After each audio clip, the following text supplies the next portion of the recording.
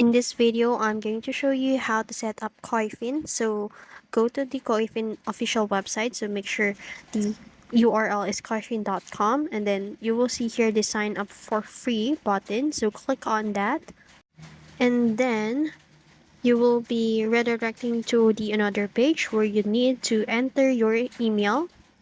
So enter your work email in here. So make sure it's legit.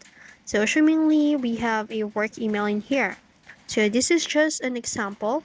I'm going to input links creation dot links dot or I mean at links dot com, and then click the continue button, and in here you'll need to create your account by entering your first name, last name, and then some information, and then you will need to create a password of yours. So click this create account, wait for it to load up. So in here they will give you a 7 days trial for the Koyfin, and that's how you set up Koyfin.